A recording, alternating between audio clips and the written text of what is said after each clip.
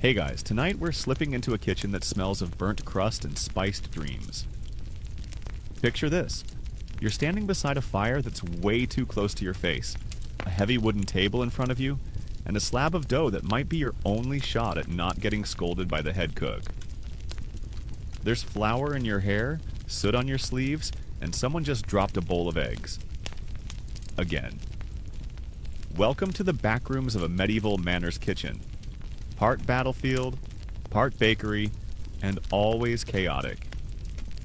It's loud in here. Not industrial loud like a city bus or a blender full of ice, but medieval loud. Crackling logs, shouting apprentices, chickens clucking somewhere underfoot, and the ominous silence of the Lord's food taster who's just stopped chewing. And you're about to discover that what makes medieval pies truly magical isn't just butter, flour, and luck. It's the stories buried inside the crust. So, before you get comfortable, take a moment to like the video and subscribe, but only if you genuinely enjoy what I do here. And hey, tell me where you're tuning in from and what time it is. I love seeing our little sleepy history club light up across the world. Now, dim the lights, maybe turn on a fan for that soft background hum, and let's ease into tonight's journey together. You pull your apron tighter. The head cook barks an order in Middle English that sounds suspiciously like, "Don't mess it up this time," and you glance down at the dough in front of you. It's not just dough, it's dinner, dessert, and dignity all rolled into one. The firelight glints off the copper pans. Something smells faintly sweet, like honey warming in a clay pot, but underneath that is the musk of lard and wet wool. Not exactly an Instagrammable kitchen. Here's the first thing to wrap your sleepy brain around. Pies in the medieval world weren't dessert. At least, not always. They were often savory, meaty, sometimes spiced with things that modern taste buds would classify as dessert ingredients. Think minced mutton with raisins, or eel baked with cinnamon and ginger. Yes, cinnamon on eel. Your mouth's confused just thinking about it. But cinnamon back then? That stuff was flex. Imported from distant lands, it came over on caravans and ships, guarded like royal treasure. It was so rare that nobles sometimes sprinkled it just to say, "I can." One spice merchant's notebook from the late 13th century lists cinnamon at triple the price of saffron, and saffron already cost more than some small plots of land. Basically, if you were rich, you didn't show it with a gold chain. You did it with pie spice. The woman next to you is mashing something with a pestle that smells like cloves and orange peel. You lean in, and she gives you a look like, "Mind your own mortar."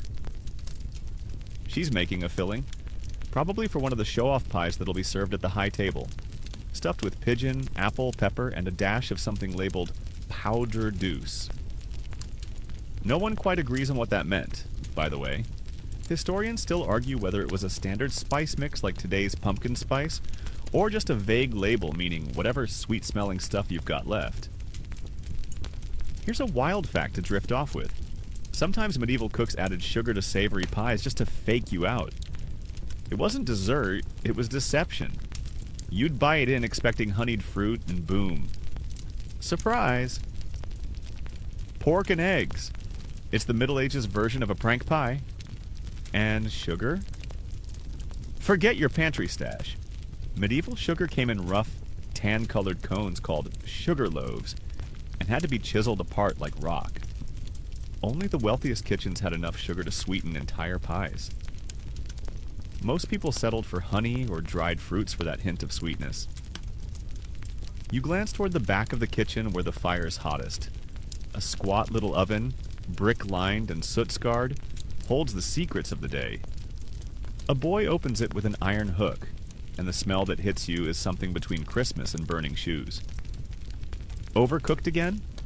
The crusts on the pies were often thick, intentionally thick. They weren't meant to be eaten, they were like edible Tupperware, keeping the meat safe inside during long baking or storage. The French even had a word for them, coffins. Yes, that's real. Pies as coffins. It tracks. Meanwhile, the lord of the manor probably doesn't know, or care, that his dinner required crushing imported almonds, drying rose petals, and boiling figs in wine for 2 hours. His job is to recline in fur-trimmed robes, chew slowly, and say things like, "Not enough mace." Which is hilarious because mace, in this context, isn't a weapon. It's the dried outer layer of nutmeg, used to add a soft floral heat to baked goods. You're basically spicing with tree peels. As you prep a fresh batch of crust, this time mixing flour with a bit of rendered fat, you hear a tale from the woman across the bench. She's kneading dough like it owes her money and casually mentions the old legend of the sugar star. Supposedly there was once a pie so beautifully glazed with honey and powdered sugar that it sparkled like the heavens. It was baked for a wedding in Kent, and guests swore it had a shooting star inside. Probably just a blown egg filled with silver leaf. But hey, medieval Pinterest dreams are still dreams. She laughs, and her laugh sounds like old parchment crinkling. You're not sure if she's joking. She probably isn't.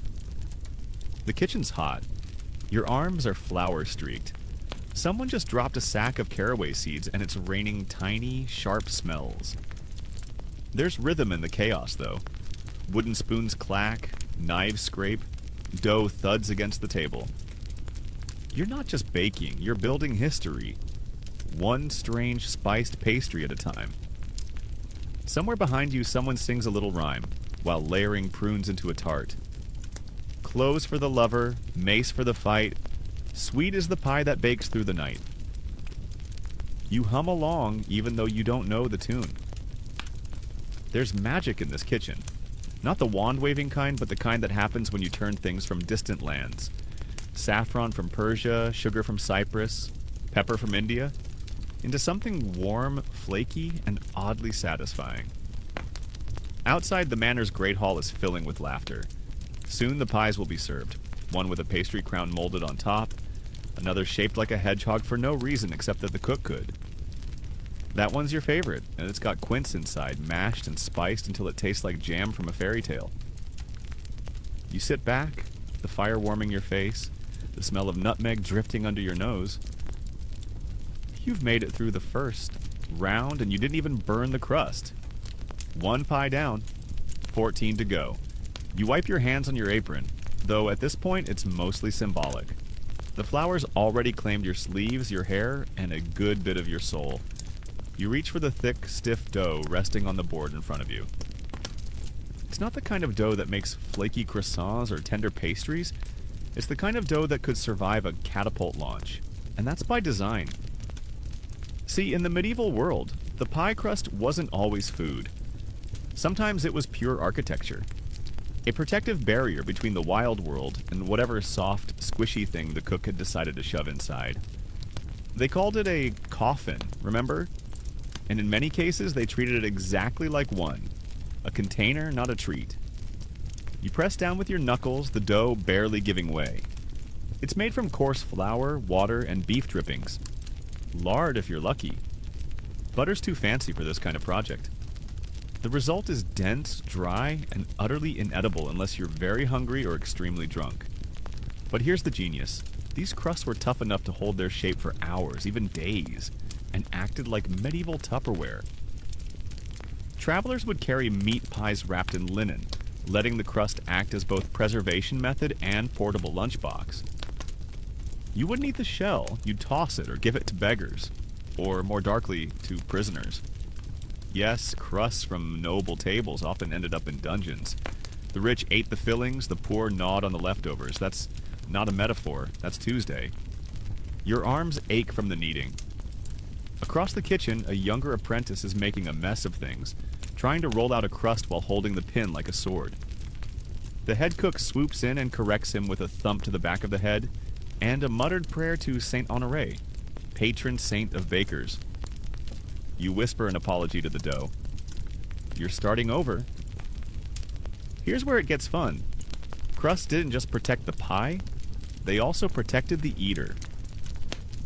In an age when poison was a legitimate concern, especially for anyone above the social rank of field peasant, having a sealed pie was a minor act of self-defense. A good crust could be a guard against tampering. Think about it. If the seal is broken, you don't eat it. If it's intact, maybe you live to see dessert. Historians still argue whether noble kitchens really used elaborate pastry seals for security, or if that's just a romantic fantasy we've baked into the story. But some surviving recipe manuscripts mention stamping pies with the cook's unique crest. Sort of like signing your work, or marking it safe. You dust a bit of flour onto the board, and finally get the dough to cooperate. This time, you're making what's called a raised pie. That means no baking dish. You build the crust straight onto the table, shaping it up like walls of a fortress. The sides hold themselves up, just barely, until you fill it with chunks of pork, mushrooms, egg, and dried cherries. Add a dash of salt, some peppercorns, and a spoonful of verjuice, sour grape juice that adds a tart bite like vinegar. You pop a slice of apple in your mouth while you work, trying not to flinch when it bites back with cloves and long pepper. You forget how spicy things could get in medieval pies. Not spicy like jalapenos, but warming in a deep, mouth-tingling kind of way. It's the Middle Ages. Food is entertainment, and pies are the headliners. They also had another job, storytelling. You glance across the bench to a pie shaped like a castle, complete with pastry turrets and little crenellations. It's not just fancy, it's coded. If a pie looked like a fish, it probably was fish. If it looked like a bird, maybe duck or quail was inside. But if it looked like a mythical creature, well, that's either a statement of culinary bravado or a warning. Some pies had entire scenes baked into them. One 15th century recipe describes a pie with a cooked stag inside, its antlers gilded with gold leaf, its eyes replaced with cloves, and a little red flag stuck into its back. Was it delicious? Who knows? Was it dramatic? Absolutely. You brush the top crust with egg yolk and stamp it gently with a carved wooden press, a fleur-de-lis pattern borrowed from the Lord's coat of arms. It bakes into the golden top like a badge of honor. You glance around the kitchen. Most of these pies aren't even for eating right away. Some will be stored in cold rooms for days, the crust acting like a medieval fridge. Others are being baked for display at the feast, where they'll sit untouched, admired, then scraped clean for the servants. At the next table, a cook is preparing something you hadn't seen before, a pie with a removable lid. She calls it a trap pie. You ask, half joking, if it contains actual traps. She shrugs. Sometimes frogs. What? Apparently, in certain noble feasts, pies were used for performance. Live animals, frogs, birds, even squirrels, were placed inside a hollow pie crust with air holes. When the pie was cut, the creatures would leap out, causing gasps, laughter, or, in one legendary case, a mild heart attack. Ever heard the rhyme, 4 and 20 blackbirds baked in a pie?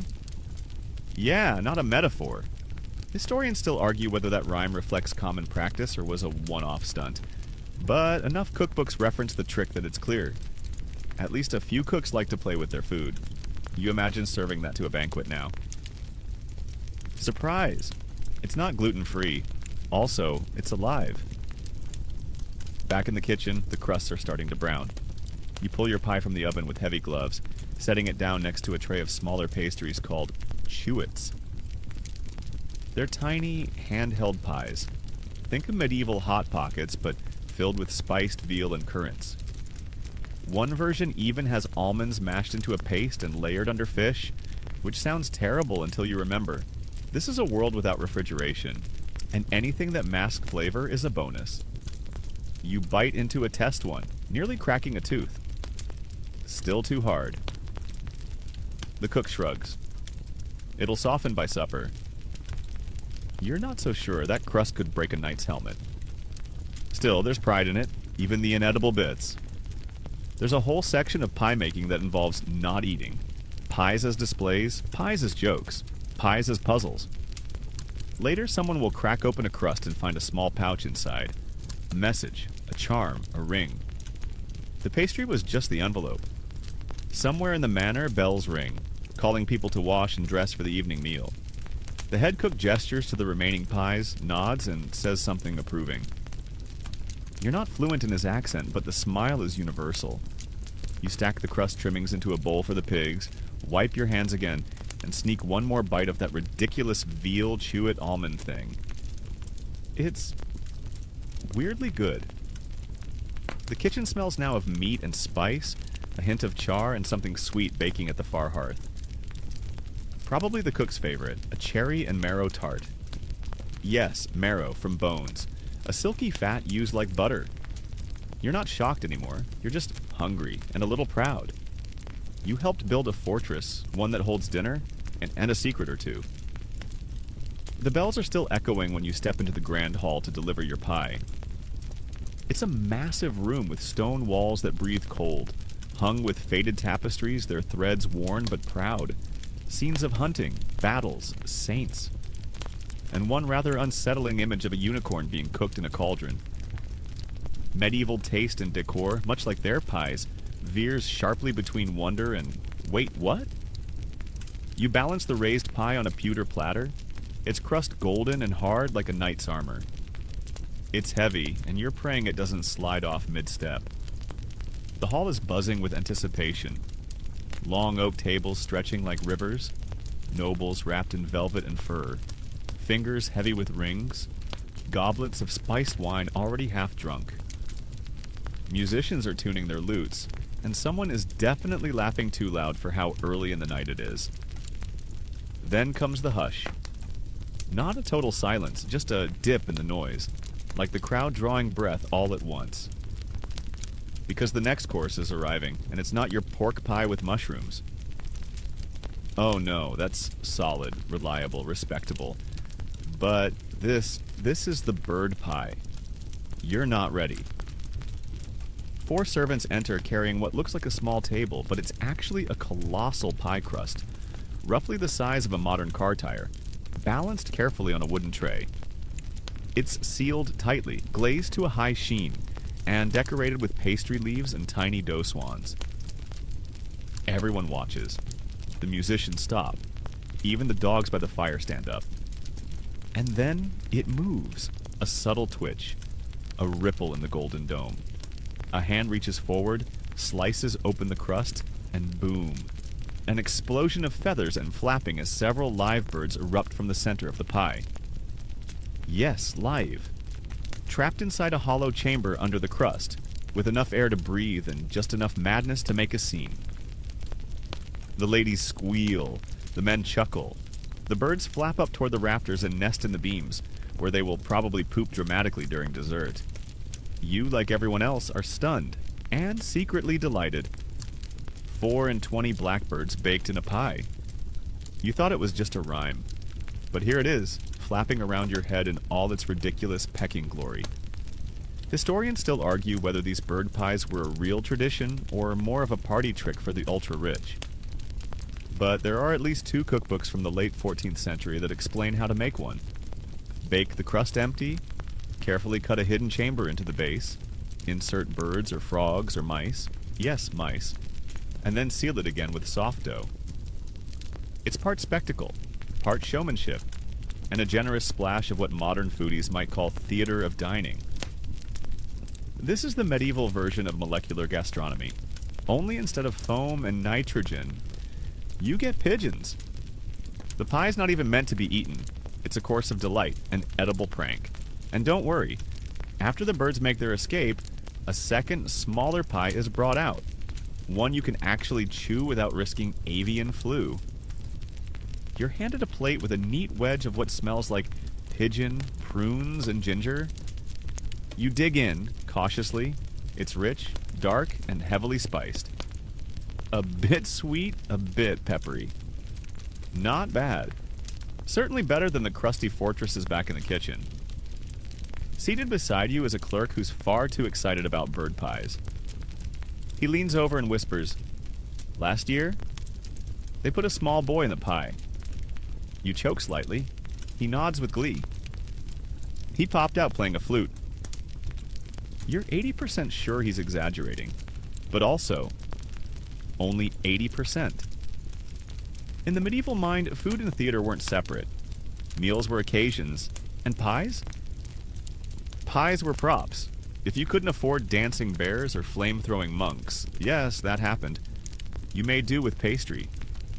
There are records, actual feast accounts, of pies with not just animals but performers inside. One banquet in France, circa 1450, describes a pie from which a dwarf dressed as a cherub emerged, offering candied almonds to guests while singing. Another event featured a cooked swan, served with its feathers reapplied, neck arched, beak gilded, and a candle stuck in its throat so it appeared to breathe fire. It's absurd. It's glorious. It's very medieval. As the hall settles again and the birds find perches, the servants clear the crust remains and bring out the next round. Smaller pies, bite-sized, filled with quince and ground lamb shaped like animals. One looks like a curled-up hedgehog, complete with almond slivers for spines. You can't help but smile. These pies aren't just for taste. They're for talk. Across the hall, a noblewoman picks at her food and mutters about a previous feast, where a pie exploded with live snakes. You sincerely hope that one's not true. The clerk beside you looks unsure. You know, he says, stabbing a bit of peacock meat with his knife. These things used to be about survival. Now, it's all for show. He's not wrong. Pies were once portable meals for farmers and soldiers, packed with whatever protein was on hand, sealed tight to keep out dirt and rats. But now, in this hall, they're centerpieces. Status symbols. You wonder if the kitchen's pastry chef, the one with the grumpy eyebrows and hands like cracked marble, feels proud or annoyed. Probably both. Behind you, the musicians start up again, a slow, sleepy melody that loops gently around the candlelight. You sip from your cup, warm wine spiced with cinnamon and cloves, a perfect echo of the pie filling, and glance at the long table of lords and ladies still laughing at the birds. And then you spot it. A pie being wheeled in at the far end, covered in a linen cloth. Everyone cranes their necks. This one's taller, more elegant. It's not moving, thankfully, but the air changes. This is the main event. The cloth is lifted, and underneath is an ornate pie shaped like a crown. Literally, a pastry crown, complete with golden sugar pearls and tiny glazed rubies of candied cherry. The crust is sculpted with flourishes and fluted edges, brushed until it glows like polished bronze. No birds, no tricks, just grandeur. It's a coronation pie made for the Lord's son, newly knighted and proudly posing for attention he barely earned. The pie is cut open, and inside is, believe it or not, venison and pears. A strange combo? Not for them. The pears cut through the richness of the meat, and the sauce has hints of saffron and rosewater. It smells divine. You get a slice, of course you do. You're important now, part of the pie crew. You take a bite, and for a moment, just a moment, as the spices melt on your tongue and the pastry crumbles just right. You forget about the flour in your hair, the heat of the ovens, the screaming about frogs. Just pie, just silence, just soft lute music in the distance. Then a bird poops in someone's goblet. Ah, medieval dining. Back in the kitchen, you're rinsing out a mixing bowl that's still sticky with fig paste when the next strange order comes in. Sweet pie, the head cook grunts. With meat. You pause. Did he say sweet meat pie? He did. And no, it's not a mistake. In fact, it's a classic. You've made pies with meat. You've made pies with fruit. But now you're making the kind that confidently shrugs and says, why not both? Because in the medieval mindset, the boundary between sweet and savory wasn't just blurry. It didn't exist. The idea of a sugary pork tart might make modern tongues twitch in confusion, but to your medieval palate, it's bold. Regal? Sometimes even romantic. This is the pie you bring to a banquet and a duel. Today's version starts with chopped pigeon breast. Yes, pigeon again.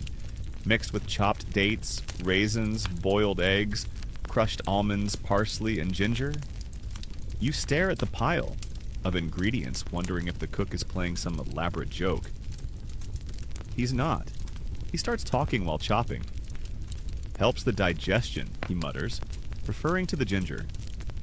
Raisins for strength, almonds for richness.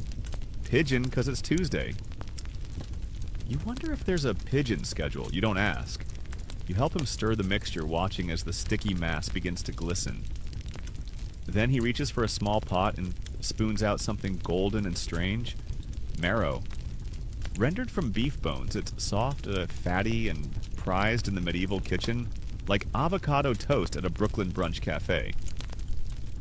Historians still argue whether marrow was used purely for its taste or also for its supposed medicinal properties. According to old manuscripts, it gladdens the heart and nourishes the body. You take that to mean it's delicious and high calorie, which is basically all you need in an age where winter can kill you. As the cook folds the marrow into the filling, the aroma shifts. Savory, sure, but also oddly and warm. Like pie crossed with stew.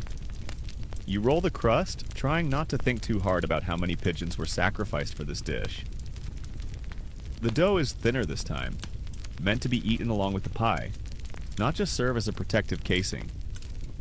You line a tin mold with it, spoon in the sweet, salty filling, and top it with a lattice crust. It's not decorative. It's so the steam escapes and doesn't blow the pie apart like a floury grenade. As it bakes, you're handed another task. Make the sauce. This one's unusual. You begin with white wine and honey, add a few drops of rosewater, a spoon of cinnamon, and wait, is that saffron again? It is, the good stuff. Threads of gold steeped in warm liquid, turning everything a glowing orange. You stir gently. It smells like the inside of a spice trader's dream. Or maybe a perfume bottle, it's hard to tell. This sauce will be served with the pigeon pie. You sip it from the spoon and blink. It's surprisingly elegant, like a syrupy glaze that hugs both the fruit and the bird. You ask the cook why the flavors are so mixed up. He just shrugs. Balance, Yaim, he says. Warm and cold. Sweet and strong, like life. That's kind of profound, actually, and not wrong. Medieval recipes often aimed for balance in the humoral sense. The belief was that everything you ate affected your internal humors. Blood, phlegm, yellow bile, and black bile. The idea was to avoid tipping the scales too far in any direction. So, if your meat was hot and dry, you might pair it with fruit which was cold and moist to cancel it out. You glance around the kitchen, suddenly aware that this isn't just cooking, it's alchemy. Each dish is a spell to ward off imbalance, disease, or, let's be honest, bad dinner conversation. And then comes the true twist. The head cook adds a pinch of sugar to the meat sauce. Not a lot, just enough to round out the sharpness. You blink again. He notices. Sugar's not just for cakes, he says. You want the guest to go, that's unusual. Makes them feel important. You think about that while brushing the pie with egg yolk and sliding it into the oven. It is unusual, but in a good way.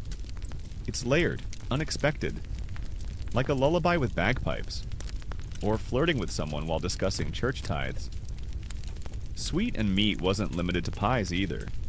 There were recipes for lamb stews thickened with dates, sauces of vinegar and honey served with roasted chicken, and even cheese tarts topped with sugar and rose petals. The medieval cook was basically a chaos artist, throwing flavors into a cauldron and trusting that balance would prevail. One noblewoman famously served a dessert made from mashed peas, sweetened with honey and topped with candied almonds. Another made a pudding from rice, almond milk, and veal. It wasn't dessert or dinner, it was both. The oven door creaks open and a wave of warmth floods your face. You pull out the pigeon pie, its top golden and crisp, with little glints of marrow fat bubbling at the seams. It smells like a festival. Warm, earthy, sweet, and slightly wild. A celebration of contradictions. You slice it carefully and plate a piece for tasting. The crust gives with a gentle crackle. The filling steams rich with spice. You take a bite. It's tender. The pigeon melts like slow-roasted duck. The raisins pop with syrupy brightness. The ginger lingers. You're honestly stunned. It shouldn't work, but it does. You're so into it that you almost don't notice the kitchen boy sneaking a bite from the cooling rack. He winces. "Too spicy," he says, tongue sticking out. "Burns the back of my throat." The cook smirks. "That's the cinnamon. Warms the humors. You'll live." Maybe, maybe not. Because here's a fun little historical fact to chew on while your eyes start to flutter. Some medieval cooks were a little too heavy-handed with spices. Cinnamon, cloves, long pepper. They could be overpowering, especially when paired with wine-soaked meat. But they were also a status symbol. The more your dish burned, the more your guests knew you could afford the good stuff. It was a spicy flex. One Italian cookbook even recommended so much pepper that the guests cough upon first bite. Talk about a first impression. You lean back, pie still warm in your hands, and realize that tonight you've baked a contradiction. Something both bold and subtle, sweet and salty, soft and powerful, like a lullaby sung in a battlefield, like a pigeon, in a pie. You're scrubbing out a pan that's somehow stickier than medieval politics when a merchant bursts into the kitchen. Silks flapping, breath short, and hands full of treasure. Not gold, not jewels, sugar, lumps of it, hard and jagged like quartz, wrapped in linen and sweating in the heat. The cook doesn't even look up. "That the cypress loaf?" The merchant nods, wheezing. "Took a chunk off a cone near the harbor. Dockmaster was chewing on the profits again." You blink. Sugar, you're starting to realize, is less of a food and more of a currency in this world. Not that shiny white stuff from the modern supermarket. This sugar is dark, damp, and sticky, tan like sand and smelling faintly of molasses. It comes in giant cones called loaves, and to get even a handful, someone had to sail across seas, dodge pirates, bribe guards, and possibly survive scurvy. Also, someone in a velvet hat can sweeten their wine or decorate a pie. And you get to grate it by hand. The cook hands you a heavy metal rasp and points to the loaf. "Only what we need. No waste. That stuff's worth more than the bishop's horse." You scrape, watching as the crystals fall like brown snow into a bowl. It's slow work. Your arm aches. You're sweating in places you didn't know could sweat. Why all this trouble for something sweet? Because in the 14th century, sugar was not just food, it was power. Only the wealthiest nobles and religious leaders could afford to use it regularly. To serve a sugared dish at your feast wasn't just a treat, it was a message. Look what I control. Look what I own. And so the pies changed. What once held meat and onions now held almonds, rosewater, and sugar-glazed fruits. Sweet tarts rose in popularity. Quince and fig, pear and cheese, apple and spice, all laced with the good stuff. Not for nutrition, not even for pleasure, but for spectacle. You're handed a parchment recipe, the ink smudged and dotted with grease.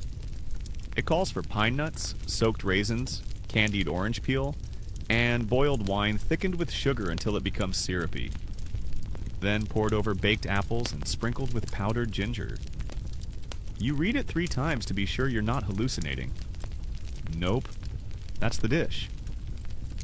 You begin. While you slice apples with a knife that's definitely seen better centuries, the cook shares a story. Apparently, in Italy, a duke once hired artists to sculpt entire banquet centerpieces from sugar paste. Life-size animals, towers, even saints. Guests would admire them, and then eat them. He chuckles. Sweet holy martyr, now with extra almond. You're not sure if he's joking. He probably isn't. In England, nobles use sugar to sculpt subtleties, edible art pieces placed between courses. These weren't just decorations. They were conversation starters. One featured a sugar model of a knight fighting a dragon with the motto, "Virtue conquers desire." Another, a tiny sugar garden complete with birds, bees, and a fountain made from honey. Historians still argue whether these displays were meant to be eaten at all, or simply admired, applauded, and quietly left to collapse into sticky ruin. Your own sugar adventure doesn't involve dragons or fountains, just fruit and syrup. You stew the raisins in wine, add sugar, a splash of vinegar, and a whisper of clove. The kitchen fills with the smell of mulled spice and slow-baked sweetness. It's comforting in a way that makes your shoulders drop a little. And here's something you wouldn't expect. Some medieval doctors were suspicious of sugar. They called it hot and moist, dangerous if overused. Some claimed it caused melancholy or made the blood too thick. Others saw it as medicine, used in tonics or to coat pills. A few even wrote that sugar could clarify the mind. You try a spoonful of the syrup. Your mind does not feel clarified. Your teeth, however, feel slightly attacked. You pour the syrup over the apples, then arrange them into a crust lined with almond paste and dried figs. It's a rich dish. Heavy. Gilded. A pie that would bankrupt a peasant and impress a bishop.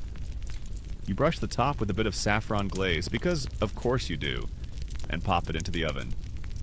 The heat swells and the scent shifts. It's no longer the smell of survival or hunger. It's the smell of indulgence, of luxury, of being seen. You think about that while wiping your hands.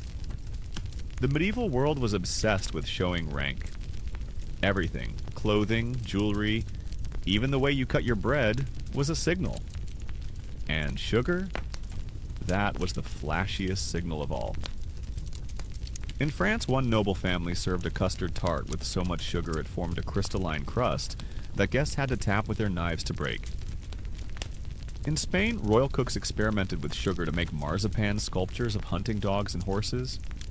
And in Byzantium, rumors claimed the emperor had a sugar dome built over a roast lamb, which cracked open when tapped, revealing steaming meat and a burst of rose petals. Of course, no one really needed all this sugar. That's the point. It wasn't necessity. It was performance. Every bite said, I have access. I have wealth. I have enough sugar to waste. You sit by the hearth, pie cooling in your lap, the sugar glaze catching the firelight. A crumb sticks to your finger and you lick it off. It tastes like roasted sun. And for a moment, you forget the blisters on your palms, the burn on your wrist, the flour still stuck in your eyebrows. You're just happy. The cook passes by, sees the glimmer on the crust, and nods. That, he says, is pie for people who've never known hunger. He doesn't say it with scorn, just a tired truth. You nod, and tuck in. Morning in the kitchen smells like ash, old dough, and stewed herbs. You stretch your back, joints creaking like ancient hinges, and glance over at a tray of pies cooling on the windowsill. Sweet ones this time. You're hoping for a break from birds, bones, and sugar explosions. But the head cook has other plans. Off to the Abbey, he says, nodding toward the basket he's stuffing with wrapped parcels. They've been baking longer than you've been breathing. Time to learn from the brothers. You don't argue. A break from the manor kitchen sounds glorious. The Abbey is half a day's walk through damp fields and narrow paths. You carry your flour-smeared satchel, shoes caked in mud, breath steaming in the morning chill. The bell tower peeks through mist long before you arrive, and by the time the gates creak open, you're already catching a whiff of warm bread, thyme, and something sweet and strange. Inside, it's quieter than you're used to. No shouting, no crashing pans. Just the occasional chant echoing down the stone halls and the rhythmic sound of someone kneading dough with near-sacred focus. You're led to the bakehouse, a low, warm building with smoke rising from a thick chimney and shelves stacked with loaves and pastries. The monk in charge introduces himself with a serene smile and a handshake, strong enough to crush almonds. Brother Alric. He doesn't talk much, just nods toward a table and hands you a lump of dough the size of a small melon. You get the message, start working. Monastic baking is different, precise, patient, almost prayerful. You're used to noise and flower clouds, but here, every movement is intentional. The ingredients are humble: grain from the abbey fields, herbs from the cloister garden, honey collected from wooden hives buzzing just outside. But the results? Divine, literally. Today's bake is a honey tart layered with rosemary and fresh goat cheese. It sounds like a mistake. It's not. The tang of the cheese balances the sweetness of the honey, and the rosemary adds a sharp, piney note that lingers like incense. Brother Alric drizzles a line of syrup over the tart and mutters a Latin blessing under his breath. You're not sure if he's praying for flavor or protection. Either way, it smells fantastic. You help prepare another pastry. Almond paste folded into a dense crust, then wrapped around dried plums and brushed with wine. It's dense, earthy, and beautiful in a way that doesn't scream for attention. It just is. This is baking without ego. You ask Brother Alric why the monastery puts so much effort into sweets. He doesn't look up as he answers. Because joy is sacred too. You blink. That's unexpected and quietly revolutionary. Turns out monasteries weren't just centers of prayer, they were innovation hubs. Monks kept detailed recipe books, experimented with flavors, and preserved ancient knowledge from Greek and Roman sources. They recorded not just ingredients, but the seasons, the moon phases, even the prayers said during baking. They believed that food fed the soul as much as the body. Historians still argue whether monastic recipes were ever intended for the outside world, or were strictly internal, holy indulgences for the devout. But what's certain is this: monks knew their way around a pie. Brother Alric shows you a scroll written in delicate script. Dozens of sweet and savory recipes, some familiar, others wild. One is for a crust filled with figs, cinnamon, goat's milk, and crushed violets. Another uses black pepper and mint in a date tart. There's even one labeled medicina dulcis, a sweet medicine made of candied ginger and powdered licorice root. As you copy it down, he leans in and says, "That one'll fix your stomach after too much pigeon." You laugh, then stop. He's not joking. After the baking, the monks gather in the cloister garden to eat. It's simple fare: flatbread, fruit, cheese. But then they bring out the tart you helped make. It's sliced reverently and passed hand to hand like a sacrament. You chew slowly, the honeyed crust melting with rosemary warmth and a hint of thyme. There's silence. Not the awkward kind, but the peaceful, satisfied kind. No one claps, no one boasts. Just quiet smiles and a second helping. You sit under a pear tree, sunlight dappling your arms, and feel something settle in your chest. A stillness. A kind of sweetness that has nothing to do with sugar.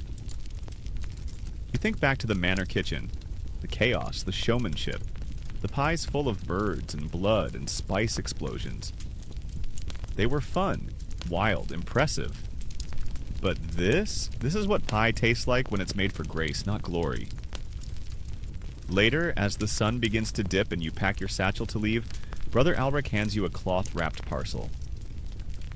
"For your cook," he says, "and for your quiet." You open it once you're out of sight. Inside is a single pastry, simple, round, filled with crushed almonds, honey, and dried lavender. The crust is golden but unglazed. No decoration, no feathers, just one small cross cut into the top. You take a bite. It's soft, fragrant, balanced, and somewhere in the background, a bell tolls slow and low, like a lullaby for bakers. The manor smells like onions again when you return. Someone spilled ale near the hearth. The dogs are fighting over a chicken bone, and your arms are sore from carrying that basket all the way back. But tucked inside, carefully wrapped in linen, is Brother Alric's pastry. The simple one with almonds and lavender. You've only taken a single bite. You're saving the rest. The head cook eyes the parcel, sniffs like a bloodhound, and grunts approvingly. "Monks bake like saints," he mutters. Then, without ceremony, he tosses you a bag of dried figs and a task. Tonight's feast needs something exotic. Something rare, something impressive. You stare at the figs. These aren't the plump, chewy things you're used to. They're shrunken, wrinkled, almost black. Imported from Italy or maybe further. The cook says nothing else, just jerks his thumb at the pantry. You shuffle in and freeze. There, laid out on a plank table like royal jewels, are bowls of ingredients you don't recognize. Dried fruits of all colors. Crystallized melon. Something that looks like dates but smells like lemon. And beside it all, a tray of what can only be described as fake fruit. Tiny apples molded from sugar paste. Pears carved from almond meal. Grapes made of painted marzipan, clustered around an actual vine. It's eerie and brilliant. You reach for one and nearly bite down until the cook thwacks your hand with a spoon. "They're not for eating," he snaps. "They're for seeing." This is your first introduction to table deception. A classic medieval move where the things on your plate are not what they seem. What looks like roast pork might be mashed nuts sculpted into a ham shape. What seems to be a fig might be a molded prune, spiced and sugared until it smells richer than anything from an orchard. Historians still argue whether this trickery started in noble courts or religious houses. Some say it was monks trying to entertain pilgrims with bread shaped like fish. Others claim it was noble chefs flexing their skills, showing they could fool the eyes and please the tongue all at once. Either way, it became an art. You begin your task, turning figs into jewels. First you boil them gently in red wine, adding sugar, cinnamon, and a dash of vinegar. As they soften, the smell fills the kitchen, a sweet tang of fruit and smoke. Then you drain and slice them open, stuffing each with almond paste, a sprinkle of pepper, and a sliver of preserved orange peel. Yes, pepper. In dessert. Again. You seal them shut, brush them with honey, and dust them with saffron sugar until they sparkle like amber. They're meant to be served as a final bite, a burst of rich sweetness after a salty, meat-heavy meal. Across the room, another apprentice is shaping marzipan into tiny fish, complete with licorice eyes and scales painted with crushed beetroot. Someone else is molding a fake egg, hollowing a real shell, filling it with sugared milk curd and resealing it with wax. It'll be served next to a real egg, and guests will be invited to guess which is which. It's ridiculous. It's magnificent. It's medieval dinner theater. You ask the cook why bother with all the disguise. Isn't it enough just to make good food? He smirks. Because the rich don't want food. They want wonder. He's not wrong. This isn't about flavor anymore. It's about control. About transforming nature. About showing that your chef can make a fish from sugar or turn milk into a swan. Back in the pantry, you find a mold shaped like a pear, carved from wood, polished smooth. You fill it with spiced almond paste, press it shut, and release a perfect pear replica into your hand. You color the top with saffron glaze, the bottom with a dab of spinach juice for green. Then you skewer a real pear stem into the top and dust the whole thing with fine sugar. You stand back. It looks real, too real. You place it next to a basket of actual pears and can barely tell the difference. That's the goal. There's an odd joy in the deception, in taking something ordinary and reshaping it until it dazzles. It's the same thrill a magician feels pulling coins from thin air. Only here, the magic is edible. A noblewoman once served guests a whole roast chicken made entirely of pressed rice, candied almonds, and dates. It smelled like meat. It sliced like meat. But it was sweet, soft, and vegetarian. Another served fish that were actually pears soaked in wine, their stems replaced with licorice tails. And then there was the infamous banquet where every dish was made to look like something else.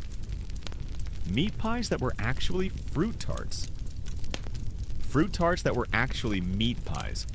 custards shaped like eggs, eggs filled with fish paste. Guests laughed, then gagged, then laughed again.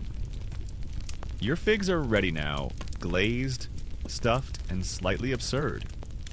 You arrange them on a silver plate, alternating with fake grapes, candied quince slices, and a single sugar-dusted plum that took you half an hour to sculpt.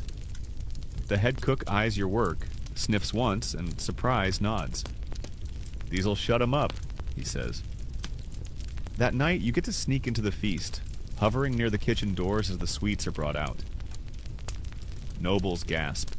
Someone asks if the pears were plucked from the manor orchard. Another dares a friend to bite one and loses a silver coin when it cracks like sugar glass. The room bursts into laughter. The jester even juggles 3 fake figs before accidentally biting one and chipping a tooth. You, hidden in the shadows, smile. It's a strange kind of pride. Not the kind you'd expect from a pastry, but then again, medieval food isn't really about expectations. It's about surprise. You've barely cleaned the last sugar mold when a summons arrives from the steward. "Big one tonight," he says.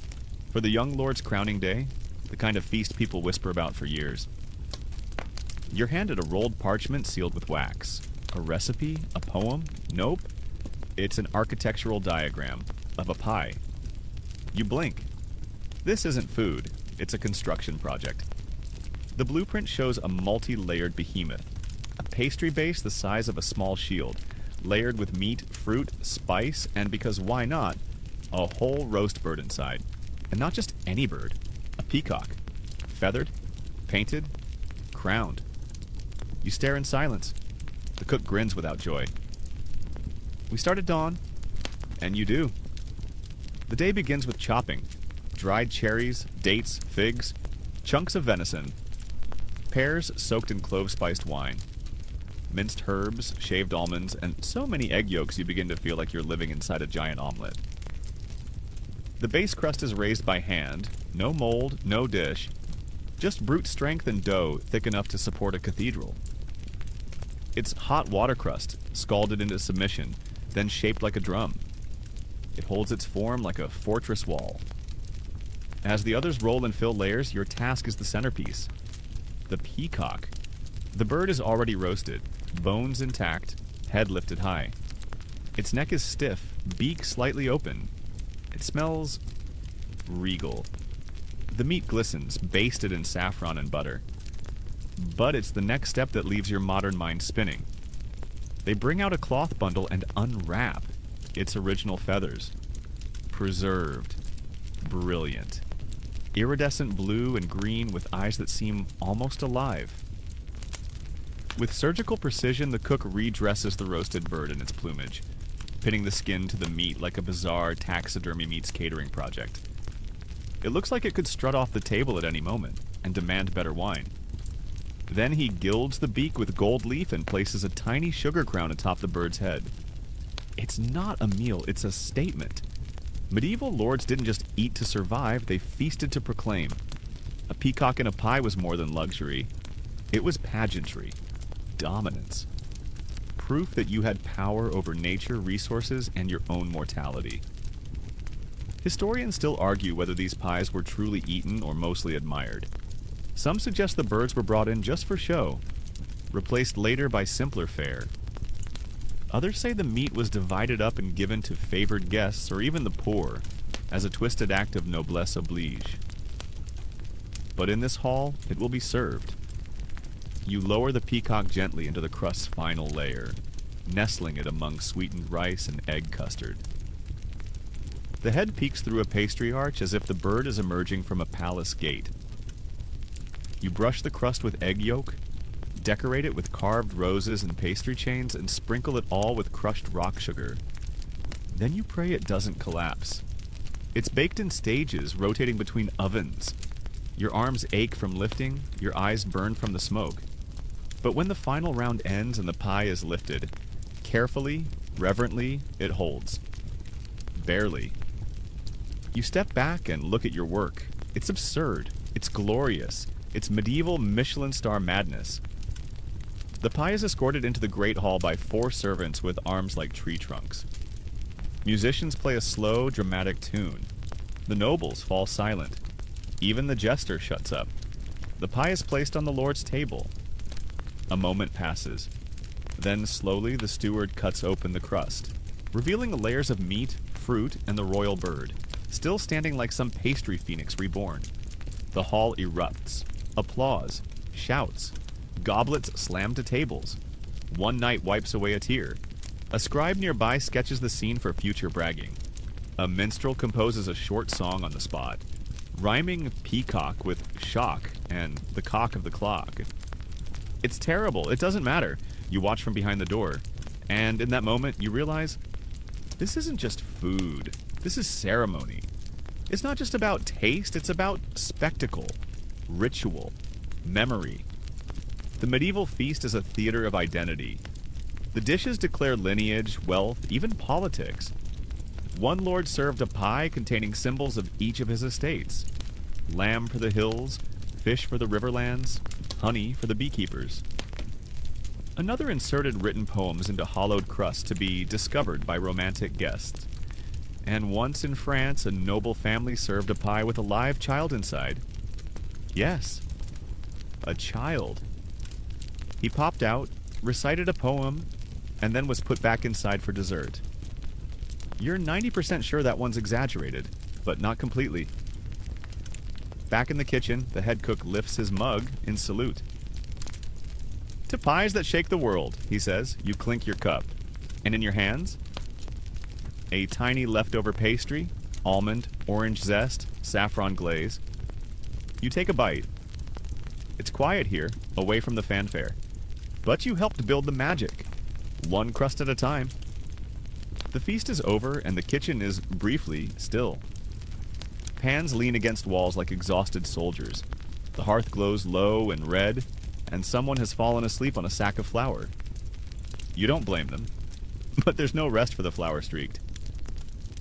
The head cook waves you over and plops a bundle of scrolls on the table. Next, he says simply, you unroll the parchment. At first it looks like a strange poem, half recipe, half riddle. But then you realize it's not just a recipe, it's a puzzle, a kitchen trick, a game of flavors, colors, and construction. Tonight you're diving into the weirdest corner of medieval baking, pastry as performance. Think edible mazes, pies that open like boxes, cakes with secrets inside. It's culinary alchemy, and you're now an apprentice wizard. The cook picks one design. A coffin pie that once cut reveals 3 different fillings in separate chambers. Each compartment is hidden beneath a layer of dough and sealed like treasure.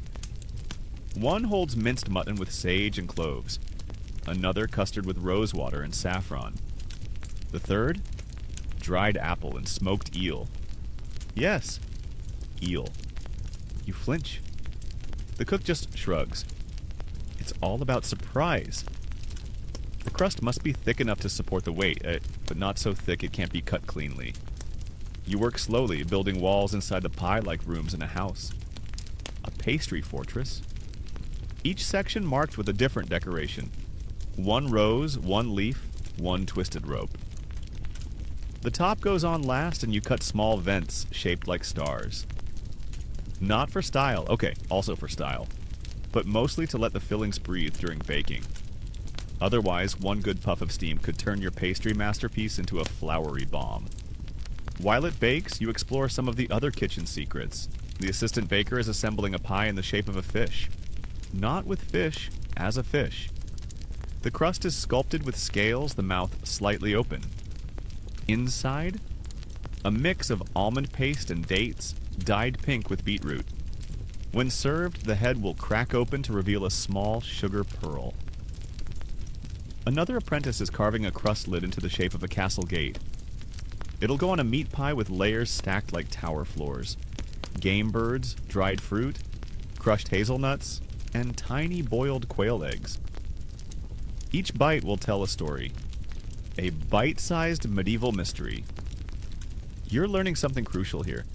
Medieval food wasn't just nourishment, it was narrative. And the pies? They were plot twists in crust.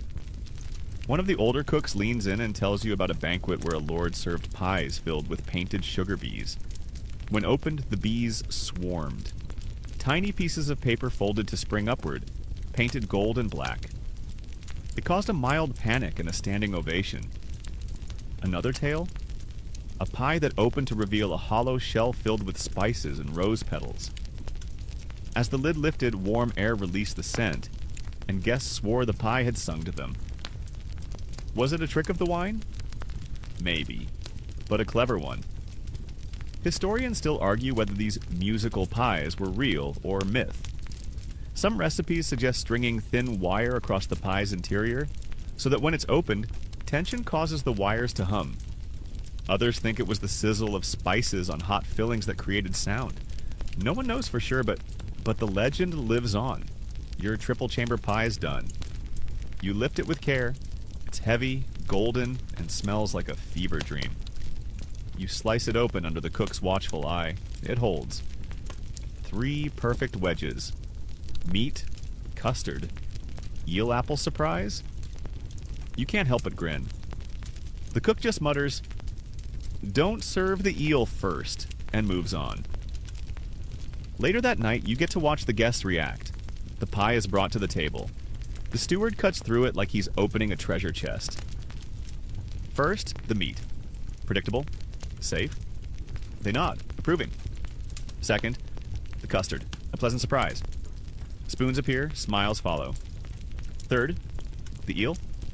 There's a moment of silence. Then a noblewoman blinks, tastes it, and shockingly nods.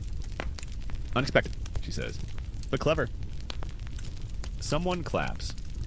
You've won the medieval dinner lottery. Back in the kitchen, you're asked to prep another surprise for tomorrow. A pie filled with tiny sugar mice.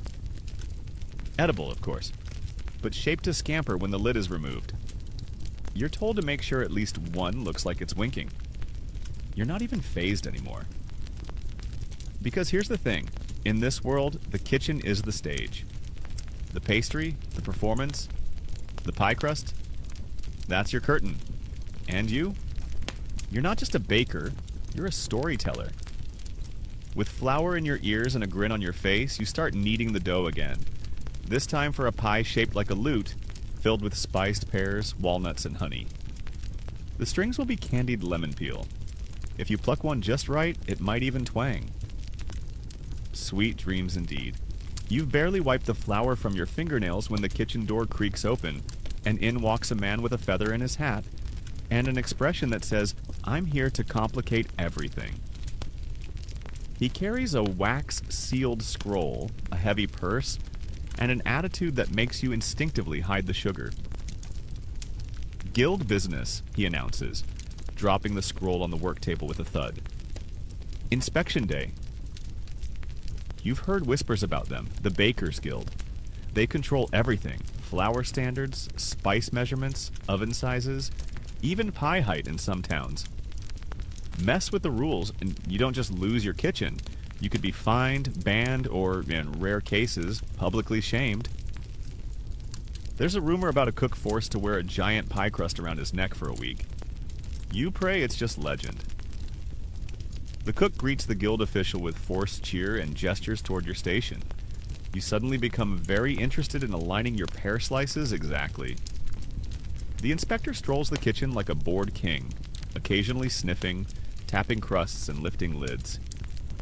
He tastes your quince tart, chews, then scribbles a note on a tiny piece of parchment with a stubby ink pen.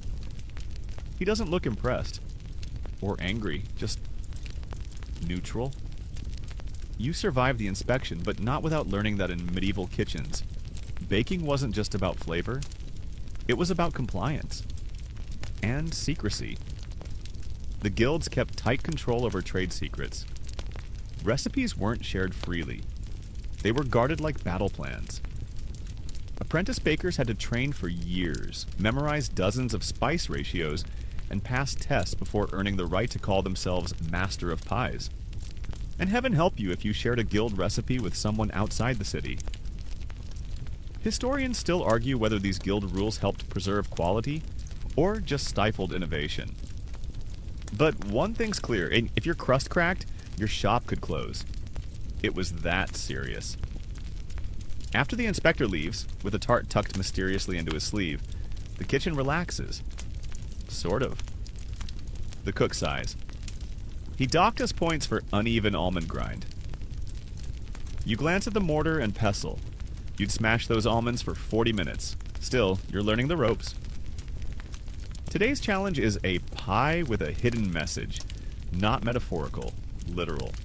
The lady of the house wants to send a secret to her sister, one that, should it be intercepted, will look like nothing more than a tasty treat. So, into the crust it goes. You carefully roll a small piece of parchment, seal it in wax, and slip it into a hollow beneath the upper crust, between the layers of sugared apple and cinnamon. If no one knows to look for it, they'll just think it's a clump of fruit. This isn't uncommon. Medieval kitchens were full of secrets. Not just love notes, but smuggled coins, charms, even tiny relics.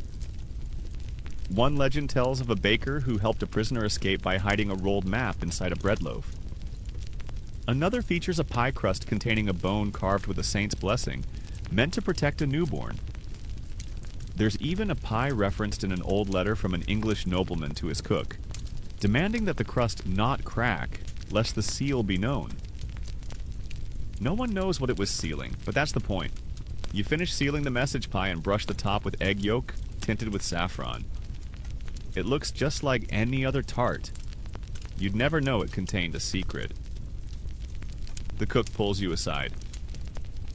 Some pies, he says quietly, aren't meant to be eaten. They're meant to be delivered. You nod. And file that under. Things they don't teach you when you're just trying to make dessert. The rest of the day you work on more standard pies. A mutton and leek one for the stable hands, a mushroom and onion for the scribe, and one strange experiment with trout, honey, and dill that makes your nose feel betrayed. In between, the cook shares a story. Apparently, years ago, the Bakers Guild had a scandal. One of their own sold a spice blend to a foreign cook. Something secret, sacred, known only to master bakers. The result? A pie at court that tasted too good. They found the source, banned the cook, burned every scroll he touched. Some say his spice blend still circulates in black markets. Others say it's lost forever. The cook winks. Or maybe, he says, tapping the spice rack, we're using it right now.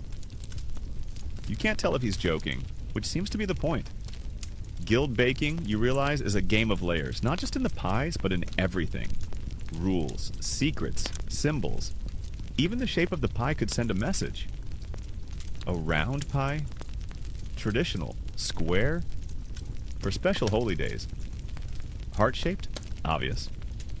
One nobleman even served a spiral-shaped crust filled with alternating layers of meat and fruit. His not-so-subtle way of saying he was a complex man with many appetites. You're beginning to understand baking in this world is both craft and code. And you're starting to speak the language. Late that night, after the fires burn low and the kitchen is almost quiet, you unwrap Brother Alric's lavender pastry from your satchel. You'd saved the last bite all day. You take it now, slowly. It tastes of almond and warmth, of quiet secrets and patience, of honeyed silence folded into soft crust. And for the first time in days, you close your eyes and the pie doesn't shout. It whispers. You wake to the sound of laughter, sharp, chaotic, echoing up from the lower courtyard. When you peer out the kitchen's side window, you see where it's coming from. The street market. It's market day, and the stalls have sprouted overnight like mushrooms after rain. Canvas awnings flap in the breeze. Bakers, brewers, butchers, and barbers, all shouting over each other in a kind of musical chaos. And near the far corner, beyond the onions and over the fishmonger's cart, a small cluster of children are fighting over something sticky and shining in the sun. Sweet pies, but not the kind you've spent days perfecting in the Lord's kitchens. No, these are street pies, hand-sized, warm, sloppily crimped, often burnt, and, let's be honest, slightly Suze. You grab your cloak and a coin or two and slip out the back door. The first stall you pass is advertising hot plum pasties, only 1 farthing. The sign is crooked. The pastry is not hot. The filling is not plum. The vendor grins anyway. You buy one. It's chewy, mostly crust, slightly sweet, something gritty. Almonds, the vendor says proudly. You squint. Almonds taste suspiciously like sawdust soaked in honey, but he's already moved on, yelling at a boy trying to pocket a tart under his shirt. You wander further, tasting your way through the underbelly of medieval dessert culture. It's delightful. It's horrifying. It's honest. One vendor is selling fig tarts with only 3 weevils per dozen. Another claims his pies are filled with actual fruit, and you believe him, mostly because one has what might be a pear stem sticking out of the top. You pass a cart with a woman selling something called sugar flake.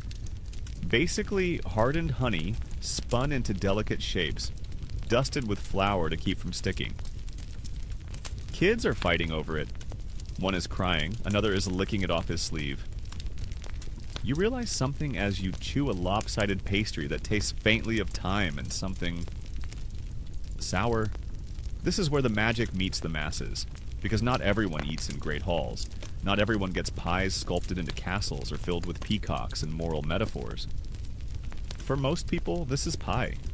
Simple, sweet, slightly dodgy, maybe made with yesterday's bread soaked in syrup and mashed into a crust.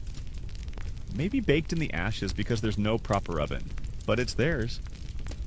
Historians still argue whether these street sweets came from noble recipes trickled down, or if the courtly chefs stole their ideas from the markets. Some even suggest that the real innovations started here, among the cart pushers and corner shouters, not behind palace walls. You believe it. The smells are intoxicating. Burnt sugar, wood smoke, fermented cider, berries cooked to jam. Someone nearby is frying dough in fat and dipping it in wine. Instant dessert, they call it. You try one. It's brilliant. Crisp on the outside, soft in the middle with a heat that lingers in your chest. You ask what it's called. The vendor shrugs. Stomach hug. Perfect. But not everything here is innocent. You spot a stall labeled Royal Tarts as served to the Duke himself. The vendor winks and opens a basket to reveal grayish pies that look like they've seen better decades. You know these weren't served to any duke. Maybe not even to a particularly hungry goat. The vendor hisses, "Imported saffron inside, I swear." You point out the complete absence of color. He switches tactics. "Nutmeg, exotic." You bite, it's cabbage. You glance around. Street pies come with their own rules. Some are genuinely clever, like a boy who's made fake fruit pies filled with mashed lentils, sugar, and orange peel. They're shockingly good and cheap. Another sells rose cakes made with wildflower syrup and barley flour, shaped into hearts and painted with beetroot juice. But for every honest treat, there's a dozen scams. One woman's almond tart is made from crushed bean paste and lard. Another's apple pie tastes aggressively like turnips. You hear an old joke from a passing merchant. What's the difference between a market pie and a lie? One costs a penny, the other's free. Still, there's energy here. Children begging for scraps, dogs prowling under carts for crumbs, sweet-faced girls singing ditties while selling fig turnovers.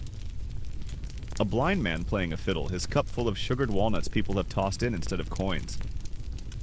And everywhere, the smell of pies. Not elegant, not precise, but alive. Back at the manor, you tell the cook about your market adventure. He snorts. "Sawdust and lies," he says. You nod.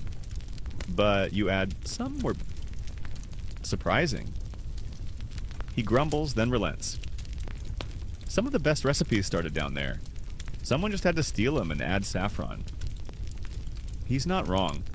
One of the court's most beloved desserts, poor man's tart, started as a way to use stale bread. Mixed with honey, apples, and crushed nuts, it became a noble favorite once someone added orange peel and declared it foreign. Now it's served in gold-rimmed dishes with rosewater on the side. That's the thing about food. It travels. It evolves. It pretends to be fancy. It pretends to be poor. It pretends. And in the end, it just wants to be eaten. You unwrap one last street tart from your cloak pocket. Sticky. Sweet. Probably illegal. You take a bite. It's mostly cinnamon. Maybe a little rad. You smile anyway. Because in the medieval market of sweets and schemes, sometimes a warm crust and a lie is all you need. The next morning is quiet. Too quiet. Which, in kitchen terms, means something terrifying is about to happen. You're scrubbing out yesterday's pie tins when the head cook strolls in.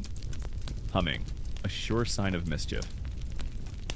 He casually drops a bundle of dried herbs on your table and says, "Tonight we're baking for love."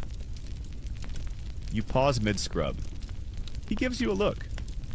Don't pretend you've never heard of love pies. You have. But you thought they were mostly myths, sweet fictions whispered by kitchen maids, or tales the old scullion used to mutter before falling asleep in the pantry. Pies that make people fall in love, or fall into bed, or fall under some influence. And now, apparently, you're making one. You glance at the herbs: nutmeg, basil, violets, fennel, mint, some dried rose petals, a tiny bag of crushed almonds, and wait, is that saffron and cinnamon? The cook confirms with a smirk. And just a touch of ginger. Always ginger. He doesn't explain. He doesn't need to. Because you're about to enter the sugary, slippery, semi-superstitious world of culinary seduction. In medieval Europe, food wasn't just about nourishment. It was medicine, charm, and yes, spellwork. The boundaries between recipe and ritual were paper thin. And pies? They were the perfect vessel. You start with a basic crust. Rich, buttery, flaky this time, because nothing says romance like soft edges. Into it goes a mix of apples, rosewater, almonds, honey, and a sprinkle of nearly everything on the table. But you're not just seasoning for flavor. You're seasoning for effect. See, nutmeg was believed to stir desire. Basil encouraged sympathy and attraction. Ginger warmed the blood. Rose petals softened the heart. Violets inspired dreams. And cinnamon? Cinnamon lit a fire in the belly and made people say yes when they meant maybe. Historians still argue whether these associations came from ancient Greek medicine, Arabic texts, or sheer coincidence. But in any case, the idea stuck. Food could charm. There's even a 14th century French guide to courtly love that recommends specific desserts before writing poetry. One recipe includes figs, almond paste, and a shot of honeyed wine. Just enough to make the tongue loosen and the knees wobble. You fold the filling gently, being careful not to bruise the violets. The scent is floral, sweet, and just a little dangerous. You add a bit of grated ginger, then pause, unsure. The cook nods. Go on, a little more. You want her to remember him? Her? Oh, so this pie has a target. He doesn't say who, but you get the feeling it's a quiet matchmaking effort. Perhaps the lady's maid and the stable hand? Or two merchants dancing awkwardly around each other over wine deliveries. Whoever it is, the cook's hoping the pie does what words couldn't. You brush the crust with egg yolk and etch a delicate pattern of vines and hearts along the edge. Not too obvious, just suggestive enough. While it bakes, the kitchen fills with whispers. Someone tells the story of a widow who once slipped cinnamon and powdered cherry pits into a gooseberry tart and delivered it to the captain of the guard. They were married 2 weeks later. Or maybe he just liked gooseberries, but still. Another swears that in Florence, a young scribe baked a fig pie with so much fennel his crush fainted at the first bite. Not from love, from an allergic reaction, but they did end up together in the infirmary for a week, which was apparently romantic enough. Not all stories end well. One tale tells of a jealous noblewoman who made a love pie with cloves, mint, and a drop of her own blood. It worked, briefly. Then the man ran off with her cousin, and the noblewoman was last seen tossing pies off the castle wall like frisbees of heartbreak. There's a lesson there. Probably don't put blood in your pie. The smell from the oven is heady now. You open the door and breathe it in. Sugar, spice, something floral, something wild. The crust is golden, the edges just beginning to caramelize. You pull it out carefully, half expecting the air to shimmer with aphrodisiac magic. It doesn't, but it does make your pulse slow. Your breath deepen. The cook slices a corner and hands you a piece. Taste it. Tell me if it smiles. You take a bite. And okay, it smiles. It's not just good, it's elegant, gentle, confident. The flavors linger like a compliment whispered at a feast. A bit of warmth at the end from the ginger, a cooling kiss of mint. You look at the slice and think, yeah, someone's gonna fall in love over this. The cook wraps the rest in linen and seals it with a sprig of rosemary. He won't say who it's for. You won't ask. Later that night, you pass by the lower courtyard and see two figures sitting on a bench, sharing a single slice of pie. They're laughing, softly. One brushes flour from the other's sleeve. It's not fireworks, it's just quiet. Sweet, like a promise. And you? You walk back to the kitchen grinning. Because some pies feed the body, some feed the soul. And some just open the door a little wider. You're cleaning out the spice cupboard again when someone mentions the old woman at the edge of the village. Careful, the stable boy whispers, eyes wide. Her pies know things. You raise an eyebrow.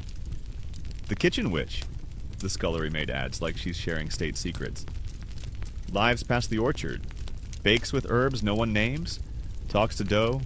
Sells charm pies to women who want their husbands to behave. You wait for the punchline. None comes.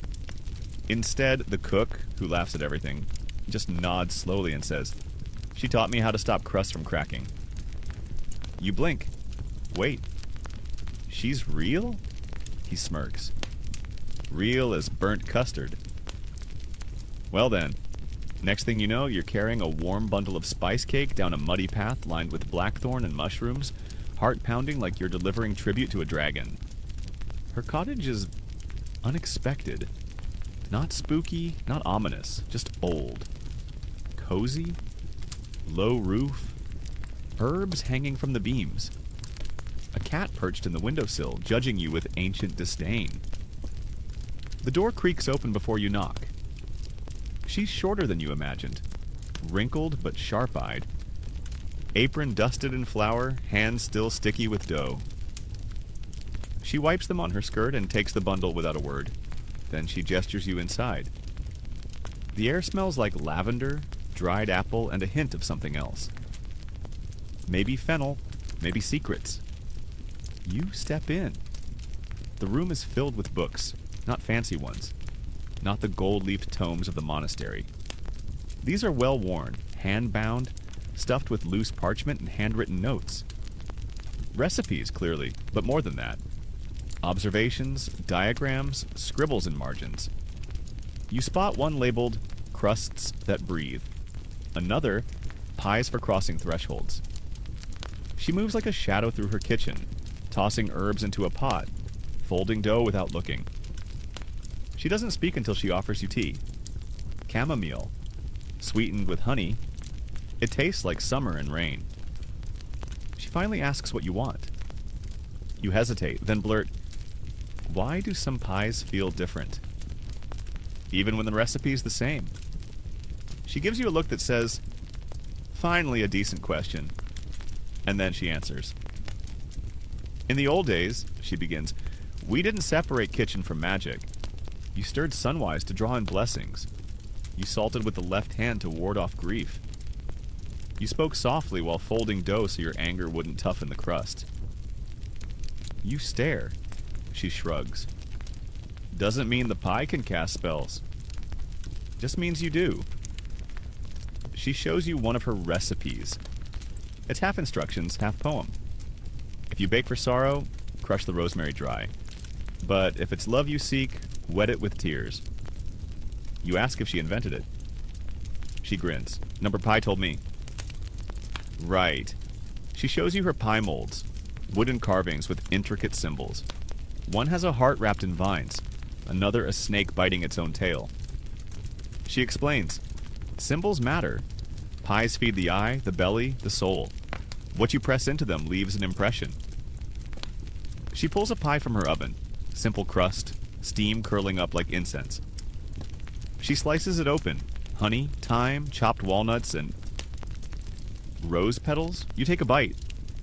It's soft, unfussy, gentle in a way you didn't know pastry could be. And somewhere between the sweetness and the floral warmth, you feel something open inside you.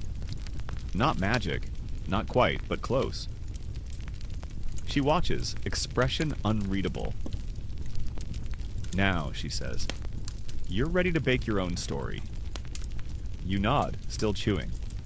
Before you leave, she hands you a folded note. For your next pie. You don't open it until you're halfway back to the manor. Inside, a list of ingredients, some familiar, some strange. And one final line, written in shaky but deliberate script. Historians still argue whether I'm a fraud or a genius. That's how you know I'm doing it right. You tuck it into your satchel. Back in the manor kitchen, you look at the dough differently. Not just as food, as potential. You add herbs with care, fold slowly, press a tiny spiral into the edge with the back of your spoon. And as the pie bakes, it doesn't just smell good, it feels like it's listening. You're dusting sugar over a tray of warm tarts when the steward barges in, breathless, red-faced, and carrying what looks like an armful of candlesticks in panic. It's the ambassador, he gasps. From Aragon. He's coming tonight. The hall must dazzle, the meal must whisper of power, and the dessert must... He pauses dramatically. Melt. You wait for clarification. Melt, you ask? Melt, he says again, with full eye contact. The cook groans. Ah, a sugar banquet. You nearly drop the sugar tin. You've heard of them. Sugar banquets. Those over-the-top edible performances where everything on the table is made from sugar, or shaped to look like it is. Sculptures, creatures, castles, candlesticks. Entire dioramas of battles or love scenes, all painstakingly molded and painted. You thought they were myths. They are not. You're told to clear the kitchen, because now you're not just baking, you're sculpting. The cook unlocks a small chest hidden beneath the spice shelf. Inside is a precious hoard of sugar cones, thick, slightly damp, dark as amber. There's also a collection of molds, brushes, crushed pigments, and wine? For painting? Possibly drinking? You're given a task. Create a bird. But not just any bird. A swan. Made entirely of sugar paste. You blink. Soft or hard? You ask. The cook chuckles darkly. Hard enough to hold its neck. Soft enough to shatter when tapped. Like diplomacy. You boil the sugar, slowly mixing it with water, gum arabic, and lemon juice. You stir carefully, knowing that one wrong move will turn your delicate sculpting medium into either syrup or glass. Then comes the molding. You press the warm paste into a carved mold of feathers, smoothing the edges with wet fingers. The wings are delicate. The neck is stubborn. Use a small spoon handle to curve it just so. When you unmold the full figure and let it rest, it's already magnificent. Pale, shining, elegant. The cook paints its beak with egg yolk mixed with saffron. Its eyes? Clove buds. Historians still argue whether sugar banquets were ever meant to be eaten, or if they were more like edible propaganda. You understand now. They weren't about taste. They were about awe. And sometimes about breaking that awe deliberately. In some banquets, the host would let guests admire the sugar statues for hours, then smash them mid-feast to gasps and cheers. A symbolic gesture. Look what I can build. Look what I can destroy. You help build a sugar tower shaped like a cathedral. You glue the arches together with molten syrup. You dust the roof with fine ground rice flour to mimic snow. It stands, just barely. until someone breathes too hard and the top wobbles. You reinforce it with cinnamon sticks. Across the room, another apprentice is molding marzipan animals. Lions, elephants, even a tiny griffin. They'll be arranged in a Garden of Wonders scene for the table centerpiece. Each one is painted with juice dyes: beetroot red, spinach green, saffron gold. The cook is assembling a sugar fountain. Yes, a fountain. He hollows out a sugar cone, fits a tube through the center, and fills it with honeyed wine. When served, he'll tilt the base and let the liquid drip from the carved mouth of a lion's head. The room will gasp. You will silently weep. Even the platters are part of the trick. Large sugar tiles painted with checkerboard patterns to look like expensive marble. Guests will think they're eating off gold inlaid wood. But if they tap too hard, crack. Everything here is designed to deceive, to delight, to dazzle, and then disappear. Because that's the most powerful part of a sugar banquet. It vanishes. By the end of the night, the guests will have licked the lions, snapped the swan necks, shattered the fountain, and chewed the cathedral windows. No leftovers, no history, just memory. And maybe a stomachache. Your swan is ready. You place it gently on a platter of sugar waves, molded from curled shards.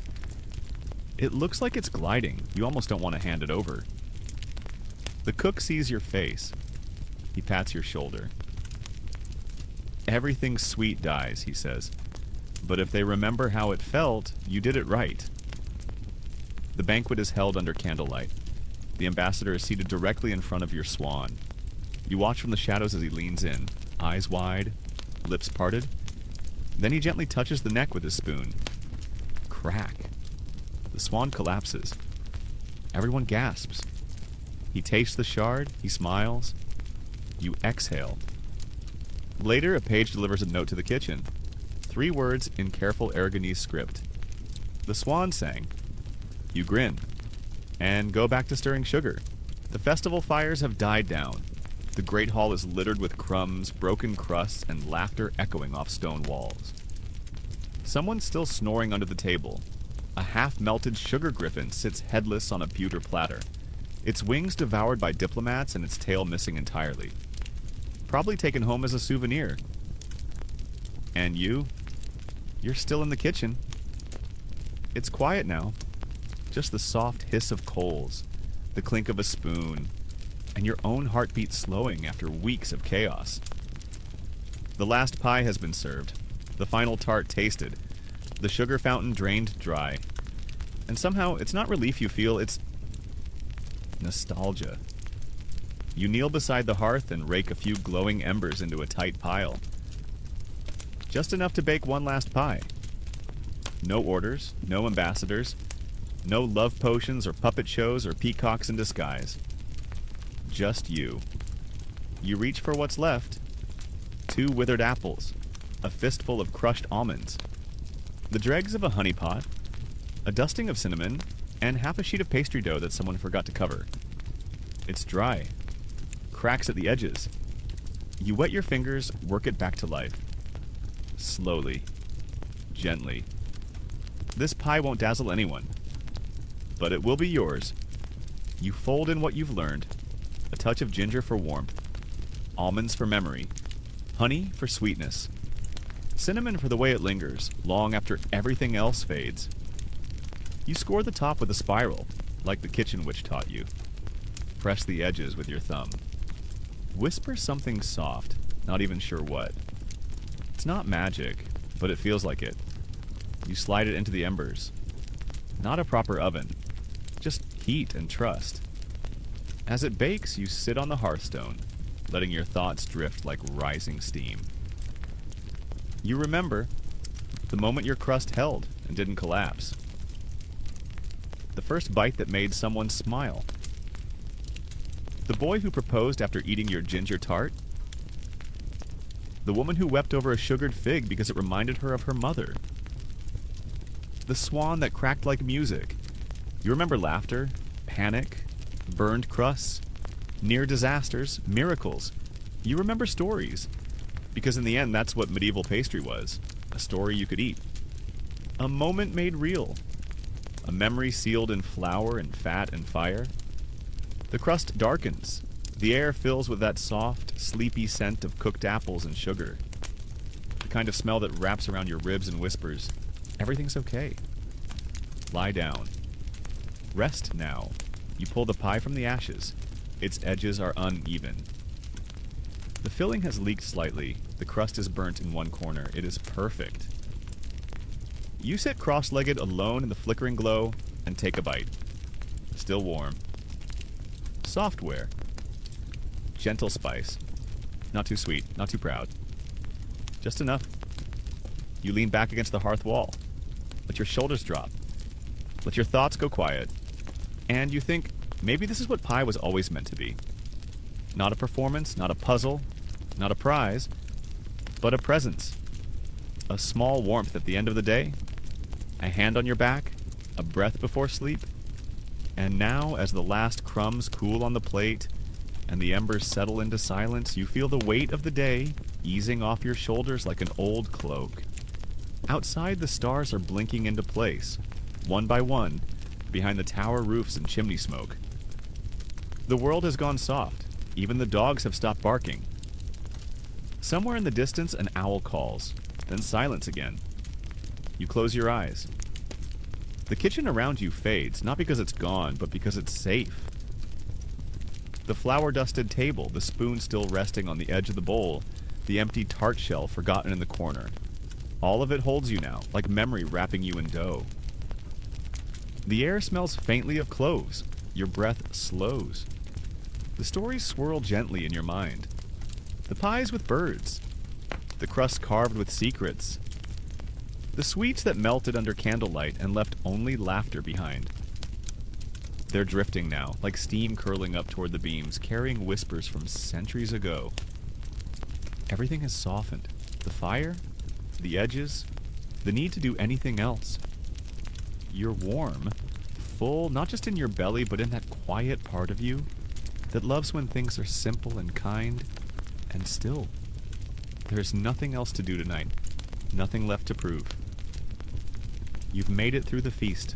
The crust held, the filling sang, and now you rest. Sleep well, baker. The pies will wait.